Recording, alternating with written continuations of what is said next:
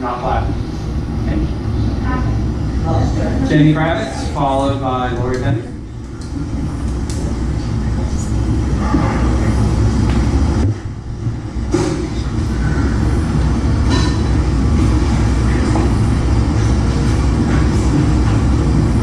Good evening, Hopkinton School Board and my fellow community members. My name is Jenny and I'm a mother of 3 boys that attend school here in Hopkinton, 2 of them being on IEPs and 1 being on a 504. Unfortunately, due to the difference in opinions on mandating masks, my middle child, who has suffered tremendously with his mental health during COVID, will now be attending private school. First and foremost, I want to thank each and every one of you sitting before me tonight for doing what you think is the best thing for our community as a whole. But I am here tonight to tell you that I'm doing the same thing as you all, fighting for what I believe is right for my family. It has been 18 months that people have been so scared of dying that they gave up on living. You need to let our children start living, and here's why.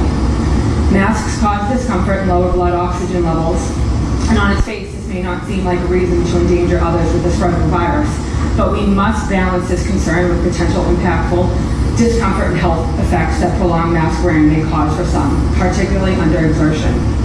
This mask mandate leaves no recourse for students with respiratory complication.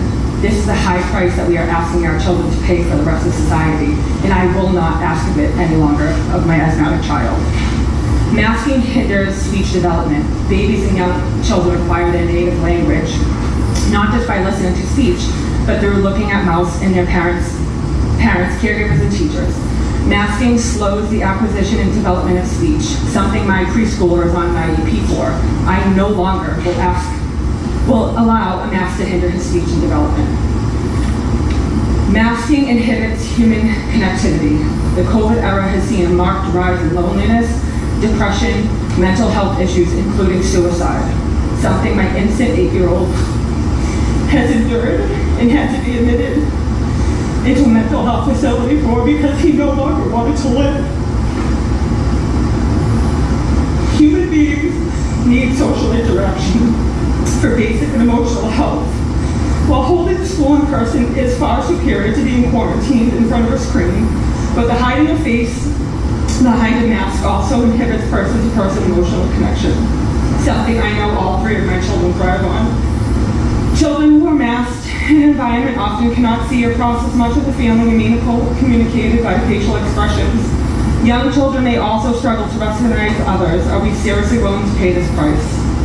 It is human nature to protect the young and weak from whatever danger may threaten them. However, during this pandemic, we adults may find that in seeking to protect ourselves, we do so at the expense of our children. While the risks of COVID transmission are real, please consider the needs of children, especially preschoolers, kindergartens, and elementary students whose lives may be negatively impacted by being forced to wear a mask and by not being allowed to see the faces of teachers and friends. Consider also the reality that most young students are not capable of wearing a mask properly, regardless of how often they are reminded.